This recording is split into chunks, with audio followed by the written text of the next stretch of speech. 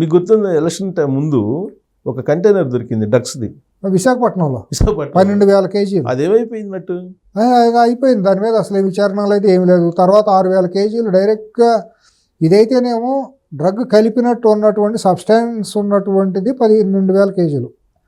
అది ఎంత ఉందో ఏంటి దాని మీద ఏమీ లేదు. కానీ డైరెక్ట్ కొకైనే దొరికింది 6,000 కేజీలు విజయవాడ కంపెనీ అడ్రస్తో. అది మన ముంద్రా పోర్టులోనో, గుజరాత్ ముంద్రా పోర్టులో. అదేమైంది ఎంతవరకు దాని మీద చర్యలు లేవు, దాని మీద అరెస్టులు లేవు. ఇవాళ హైదరాబాద్ బేస్డ్గా కొన్ని కంపెనీల్లో డ్రగ్స్ తయారు చేసి ఈ పోర్టుల నుంచి బయటికి వెళ్తున్నాయి. హైదరాబాద్ బేస్డ్గా తయారు చేస్తారు. హైదరాబాద్ బేస్డ్గా ఫార్మా కంపెనీల్లో తయారు చేయటం, తీసుకెళ్ళిపోయి ఈ పోర్టుల ద్వారా విదేశాలకు పంపించడం. ఇది విస్తృతంగా జరుగుతుందండి. ఇది వాళ్ళు ఎక్కడికి వెళ్తుందో అర్థం కావట్లేదు. రోజు పట్టుకుంటున్నారు తెలంగాణ పోలీసులు కూడా. మనం రోజు 1000 కేజీలు 100 కేజీలు అని పేపర్లో చూస్తున్నాం కదా. ఇంకా అక్కడైతేనేమో అసలు 5 సంవత్సరాల్లో ఉండగా గంజాయి నుంచి నూనె తీసేది ఎన్నో జరిగినాయి అక్కడ.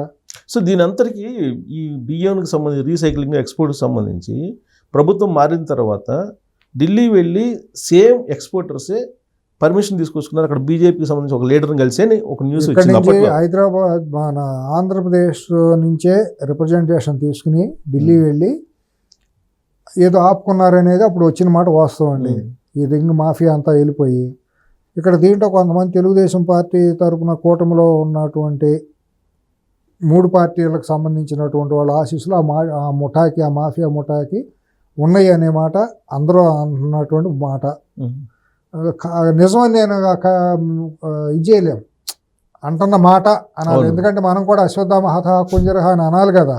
నిర్ధారించలేం. మన అంతరాత్మకు తెలిసినా కూడా మనం అనకూడదు. చేతుల ఆధారం ఉంటే అని అనలేదు. ఇప్పుడు మనం మాట్లాడేది కూడా అశ్వత్థామ హత కుంజరహ అని అంటున్నాం అంతే. అది అందరికీ తెలుసు. కాకినాడలో తూర్పుగోదావరి జిల్లా వెళ్ళామనుకోండి, ఎవరిని అడిగినా చెబుతారు ఆ మాఫియా ముఠాలో సభ్యులు ఎవరు, రైస్ మిల్లులు ఎవరెవరు ఉన్నారు, ఎవరెవరు వాటా ఎంత, ఏ మంత్రికి అంతెంత వెళ్ళింది, దీంట్లో ఏ ఎమ్మెల్యే ఉన్నాడు, అందరికీ ఏ ఐపీఎస్ ఏ ఐఏఎస్ ఉన్నాడు దీని వెనకాల, అందరికీ జగమెరిగిన సత్యమే. అందరూ శ్రీ వైష్ణవుల మధ్యలో 2 రోజులుగా పోయింది అన్నట్టు అందరూ పత్తితో మాటలే మాట్లాడతారు అక్కడ. మరి ఎవరు పోయి ఎట్ట పోయిందంటే అసలు దేశంలో భాగమా కాదా కాకినాడ ఇంతవరకు నాకు ఆశ్చర్యంగా ఉంటుంది. అక్కడ జరుగుతున్నటువంటి 1000 టన్నుల బియ్యం ఇక్కడేమో 2 రూపాయలకి, 2 రూపాయలకి. అవును, 2 రూపాయలు. ఆడుగా కొనేది మధ్యలో దళారీ దగ్గర నుంచి డీలర్ అమ్మేది 5 రూపాయలకు 6 రూపాయలకు అంత అమ్ముతున్నాడు. 10 రూపాయలు. అక్కడి నుంచి ట్రాన్స్పోర్ట్ అదంతా వేసుకుని అక్కడికి వెళ్తే 20 రూపాయలు వేసుకోండి. ఆడు విదేశంకి వెళ్ళినాక 73 రూపాయలకు అమ్ముతున్నాడు బియ్యం. అంటే 60-70% లాభం. ఎంతో చూసుకోండి పర్సంటేజ్ ఎంత ఉందో ఏంటో. పెడితే ఎన్ని లక్షల టన్నుల మీద ఎంత వస్తుందో ఆలోచించుకోండి. మళ్ళీ తర్వాత రీసైక్లింగ్ బియ్యం అంతా తీసుకెళ్ళి రీసైక్లింగ్ చేస్తారు కొంత. అది కొంత పోతుంది. ఈ రకంగా అసలు ఈ డబ్బు ఎంత క్యాలిక్యులేటర్ కూడా పనిచేయవు కొడితే. మరి ఈ లెక్కన వేళ్ళలోని ఈ వ్యవస్థని ఇప్పుడు పవన్ కళ్యాణ్ గారు రైట్ చేసినంత వల్ల పరిష్కారం ఉంటుందంటారా? ఏమో నాకంటే పొలిటికల్గా వస్తాను ఇప్పుడు ఈ ఆలోచనలో. ఆయన మరి చిత్తశుద్ధిగా చేసి కనుక నిజంగా ఆయన బయటికి తీసి మొత్తాన్ని కనుక కట్టడి చేస్తే మాత్రం ఆయన చరిత్రలో నిలబడిపోతారు.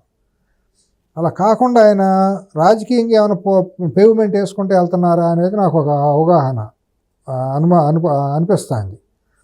బీజేపీ డైరెక్షన్లో వెళ్తున్నారేమో. బీజేపీ నాకున్న సమాచారం ఏంటంటే, ఢిల్లీ నుంచి ఉన్న సమాచారం, ఆంధ్రప్రదేశ్ ప్రభుత్వంలో జరుగుతున్న తప్పుని చేయనివ్వండి, మీరు ఎవరు నోరెత్తమాకండి. వాళ్ళు తప్పులు చేసుకుంటూ వెళ్తారు చేయనివ్వండి. మీరు అబ్జర్వ్ చేయండి. ఎప్పుడు ఏ టైంలో ఏం మాట్లాడాలో మేము మాట్లాడేస్తాం, ఎవరితో మాట్లాడించాలో మేము మాట్లాడిస్తాం అనే మాట అన్నారు అని నాకు ఒక బీజేపీలో అత్యంత సన్నిహితమైనటువంటి అతి ఉన్నతమైన స్థానాల్లో ఉన్న వాళ్ళ దగ్గర నుంచి వచ్చినటువంటి మాట. ఇదే ఓన్లీ బీజేపీ వాళ్ళకేనా లేకపోతే జనసేనకు కూడానా? బీజేపీకే చెప్పారు. ఓన్లీ బీజేపీకి.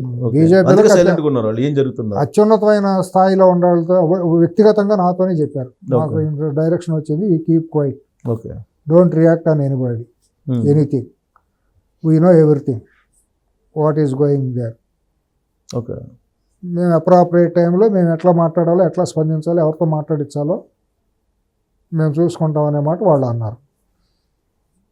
ఇవాళ బీజేపీలో మాట్లాడితే యాంటీ సెంటిమెంట్ అవుతుంది, అక్కడ ప్రజల్లో సెంటిమెంట్ ఇది రాదు, సింపతి రాదు. అర్థం చేసుకోండి, గ్రాస్ రూట్లో చూసుకుంటే. బీజేపీలో మాట్లాడాలంటే ఆయన సత్యానారాయణ మాట్లాడాలి. సత్యానారాయణ నిన్నగా మొన్నటి దాకా ఆ రాష్ట్రంలో ఎవరికీ తెలియదు. మంత్రి అయ్యే వరకు కూడా ఆయన ఢిల్లీలో ఉండేదో వెంకయ్య నాయుడు గారికి పిఎస్గా ఉండి చూసుకున్నాడు తప్పించి ఆంధ్ర రాష్ట్ర రాజకీయాలతో ప్రత్యక్షంగా ఆయనకి ఏ రోజు ఇది లేదు.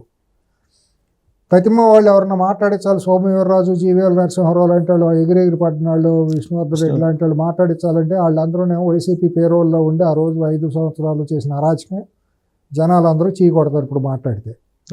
కాబట్టి బీజేపీకి ఏంటంటే ముందు నువ్వు అనబోయే ఏం మాట్లాడలేని పరిస్థితి. ఇవాళ కాకుండా ఒకే ఒక తురుపు మొక్క జనసేన, పవన్ కళ్యాణ్. ఆయన ద్వారానే మాట్లాడించాలి, ఎందుకంటే ఆయనకు జన సమర్థతలో కొద్దిగా ఒక ఇది ఉంది కాబట్టి వాళ్ళ వాయిస్ని పవన్ కళ్యాణ్ గారి ద్వారా మాట్లాడిస్తున్నారేమోననేది నా వ్యక్తిగతమైన నా సొంత అంచనా. ఇప్పుడు ఈ 2 ఎపిసోడ్లు కూడా అండర్ డైరెక్షన్ బై బీజేపీ 100% అయి ఉండాలి, ఎందుకంటే ఆయనకంటూ ఒక సొంత పునాది కానీ దారి కానీ వేసుకుంటున్నారేమోననేది వాళ్ళు లోకేష్ను చంద్రబాబు గారు ఆలోచించుకోవాలి. అవన్నీ నేను చెప్పడం కాదు, మరి తప్పుదారిలో వెళ్తున్నమాట వాస్తవం. అంటే ఇప్పుడు హోమ్ మినిస్టర్ అనిత గారి మీద కామెంట్ చేసిన తర్వాత ఢిల్లీ వెళ్ళొచ్చాడు ఆయన. అవును, ఢిల్లీ వెళ్ళొచ్చిన తర్వాత కాకినాడ పోర్టుకి వెళ్ళాడు. అవును, మీరు చెప్పింది వచ్చారు ఢిల్లీ. అప్పుడు వెళ్ళి అమిత్ షా గారిని కలిసేసి వచ్చేసారు మాట్లాడకుండా. ఎందుకంటే ముందే ప్రీ అపాయింట్మెంట్ అడిగాను, అప్పుడు మనం అనుకున్నాం గుర్తుంది, వెళ్ళకుండా ఉంటే బాగుండేది, అనవసరంగా వెళ్ళి రాంగ్ మెసేజ్ వెళ్ళినట్టు అయిపోతుందని చెప్పి. సరే, నిన్న కూడా ఆయన పోర్ట్లో మాట్లాడతా ఢిల్లీ నుంచి ఏ ఒత్తిళ్ళు వచ్చినా ఐ విల్ ఫేస్, నేను ఢిల్లీకే చెప్పుకుంటాను, మీరు షిప్ను సీజ్ చేసేసేయండి అని ఆర్డర్ పాస్ చేశారు వాళ్ళందరినీ కూడా. ఢిల్లీ నుంచి ఎటువంటిది వచ్చినా నేను చూసుకుంటానని అని అన్నారు ఆయన. అంటే ఈ లెక్కన మరి జరుగుతున్న ఘోరాన్ని ఆపితే మాత్రం మంచిదే కదా. అంటే ఆయన ఆ మాట అన్నాడంటే ఢిల్లీ వాళ్ళు ఒప్పుకోరనేగా, ఢిల్లీ వాళ్ళు లింక్ ఉన్నట్టే కదా అని అర్థం. లేకపోతే 3 నెలల నుంచి ఎందుకు వెళ్ళిపోయింది, పక్కకి వెళ్ళిపోయింది ఆ ఫైలు. మనం కూడా అనుకున్నాం గుర్తుందా, ఫైల్ ఇప్పుడు అది బయటికి తీయండి పవన్ కళ్యాణ్ గారు, ఎన్ని అవసరం లేదు, అది ఎందుకు ఫైల్ పక్కన పడిపోయింది, మీ మంత్రే కదా ఆ రోజు వెళ్ళి అడావుడి చేసి పట్టుకుంది, ఎందుకని దాని ఫైల్ పక్కన పడేసారు, పక్కన పెట్టారా, పక్కకి వెళ్ళిందా అని మనం అన్నాం గుర్తుందా లేదు.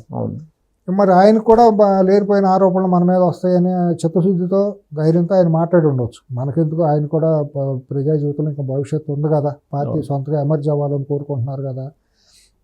మనిషికి ఆవేశపరుడు, ఆయన డ్రామా తెలిసిన మనిషి కాదు, నాకున్న అంచనా అయితే. ముందు ఒక మాట వెనక ఒక మాట మాట్లాడే మనిషి కాదు. కాబట్టి అంతవరకు మనం దాన్ని అసెస్ చేసుకోవచ్చు కరెక్టేనని. జరిగితే మంచిదేగా, మొత్తం అంతా బయటికి తీసి దొంగలందరినీ బయటికి తీశారు అనుకోండి, ఎవడైతే మనకే ఉందండి, ఏ కులం అయితే ఉంది, ఏ పార్టీ అయితే ఉంది, తప్పే. నిజంగా చేస్తే మంచిదే. ఇప్పుడు యాక్చువల్గా గత వారం రోజుల నుంచి ఆదాని జగన్మోహన్ రెడ్డి గారి మధ్య ఏం జరిగింది, 1750 కోట్ల రూపాయలు అంచనా తీసుకున్నాడు. 1750 ఓన్లీ డబ్బే ఇచ్చేరినట్టు ఉందండి. అది కాకుండా ఇంకా జరిగినప్పుడు షిరిడి సాయి ఎలక్ట్రికల్స్ పేరుతో అదే అగ్రిమెంట్లు ఇక్కడ జరిగినాయి. ఇప్పుడు ఆంధ్ర రాష్ట్రంలో నాకున్న సమాచారం ఏంటంటే 3 కంపెనీలకే జరిగింది సోలార్ పవర్ పర్చేజ్ జరిగింది. ఒకటి రిలయన్స్, ఒకటి అదాని, 3 షిరిడి సాయి ఎలక్ట్రికల్స్. షిరిడి సాయి ఎలక్ట్రికల్స్కి నాకున్న సమాచారం 2,25,000 కోట్ల వర్త్ ఉన్నటువంటి ప్రాజెక్టులు వాళ్ళకి ఇచ్చినట్టు.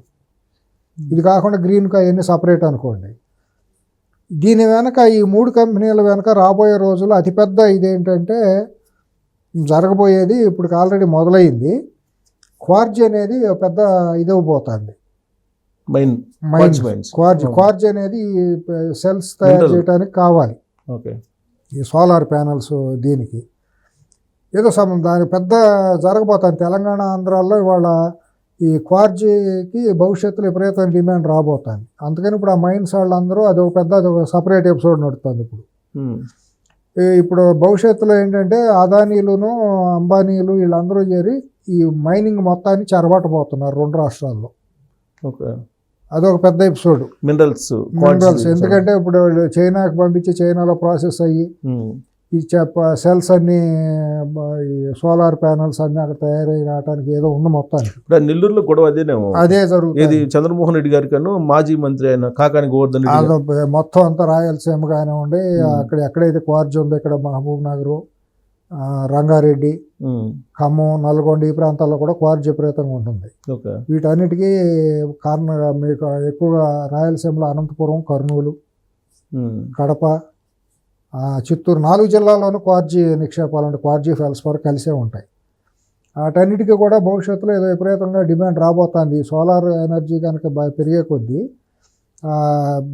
క్రూసిబుల్స్ తయారు చేసే ఇండస్ట్రీస్ అన్నీ కూడా ఇండియాలో రాబోతున్నాయి. వరల్డ్ అంతా ఇదవుతుంది. దానికి ఇప్పుడు మెయిన్ ఇంగ్రీడియంట్ ఏంటంటే క్వార్జీ. ఆ క్వార్జీ దాని మీద ఏదో పెద్ద ఎపిసోడ్ నడుస్తుంది అదంతా కూడా. సో ఈ 3 కంపెనీల గుప్పిట్లోనే మొత్తం పవర్ అంతా అప్పచెప్పేసాడు. ఇది అదానీది బయటకు వచ్చింది, అంబానీది బయటకు రాలా. సిడిసై అంటే నీ బెనామీ కంపెనీ. ఓకే.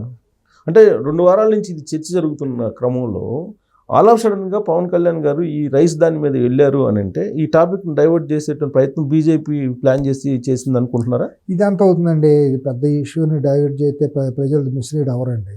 ప్రజలు చాలా నిక్కచ్చిగా ఉండారు. ఇవాళ ఆ అగ్రిమెంట్ని క్యాన్సిల్ చేస్తారా లేదా చంద్రబాబు నాయుడు కూటమి ప్రభుత్వం. ఇదే పీసీ యాక్ట్ని పెట్టి గవర్నర్ దగ్గర పర్మిషన్ తీసుకుని ఎందుకు అరెస్ట్ చేయకూడదు, ప్రభుత్వ దానాన్ని ఇచ్చేసావు కాబట్టి. దాంట్లో ఇన్వాల్వ్ అయినటువంటి 2 ఐఏఎస్లు ఉన్నారు. బహిరంగంగా బయటకు పేపర్ల ద్వారా కూడా వచ్చింది. శ్రీకాంత్, విజయానంద్ అనే పేర్లు 2. అవును. విజయానంద్ని ఏదో చీఫ్ సెక్రటరీ ఏం చేస్తారనేది కూడా ఒకటి బయటకు వస్తుంది. ఓకే. వస్తే మాత్రం అతని మీద చాలా ఆరోపణలు ఉన్నాయి. వస్తే ప్రభుత్వం చాలా భారీ మూల్యం చెల్లించుకోవాల్సి ఉంటుంది. అనాలోచితం చేరే అయి ఉంటుంది. ఇప్పుడు ఆ శ్రీకాంత్ కూడా మరో శ్రీలక్ష్మి గారి లాగా అయ్యే అవకాశం తప్పకుండా ఉంటుంది.